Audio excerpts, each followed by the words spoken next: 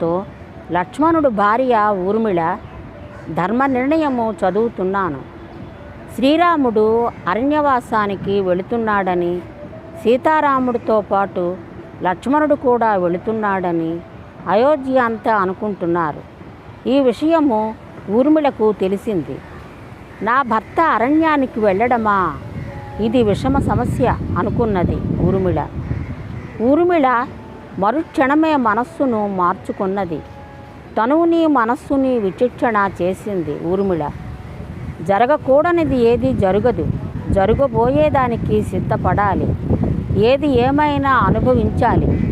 ప్రకృతి ప్రసాదించే దేన్నైనా స్వీకరించాలి. ఇదే జీవన్ముక్తి. సమస్య పరిష్కరించుకోవాలి అనుకున్నది ఊర్మిళ. ఊర్మిళ సీతకు సోదరి, సుమిత్ర కోడలు.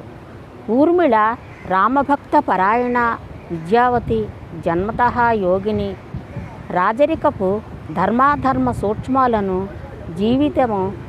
జీవితపు విశేష మర్మాలను తెలుసుకొన్న ఊర్మిళ.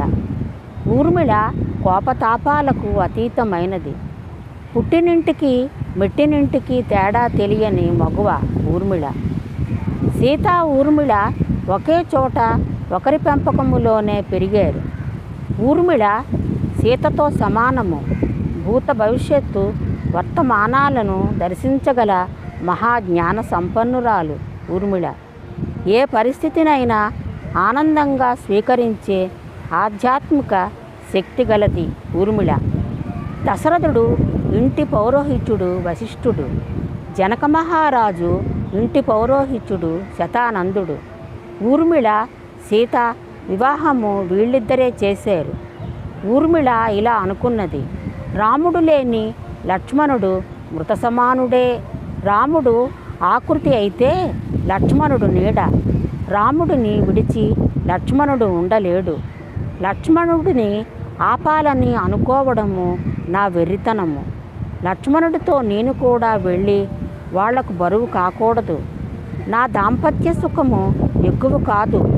అతనిని ఆపే శక్తి నాకు లేదు అని తనలో తాను అనుకున్నది ఊర్మిళ. లక్ష్మణుడితో ఊర్మిళ ఇలా అన్నది. ప్రభు, మీ నిర్ణయము రామకార్యము మనకు గర్వకారణము. అడవిని అయోధ్యగా, సీతారాములనే తల్లిదండ్రులుగా సేవించండి అని అన్నది ఊర్మిళ. అప్పుడు లక్ష్మణుడు, నీ పరిస్థితి ఏమిటి అని అడిగాను.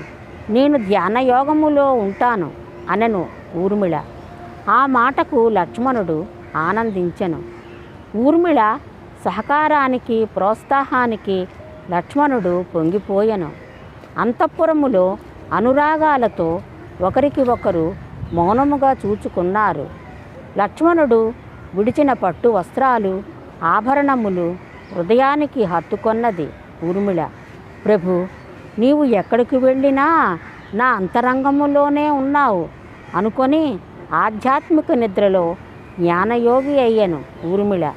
ఏ కాలానికి అయినా ఊర్మిళ వంటి ఆలోచనలు, ధర్మ నిర్ణయములు మహిళలకు ఎంతో అవసరము, ఆరోగ్యము అని వాల్మీకి రామాయణములో వాల్మీకి మహర్షి అన్నారు.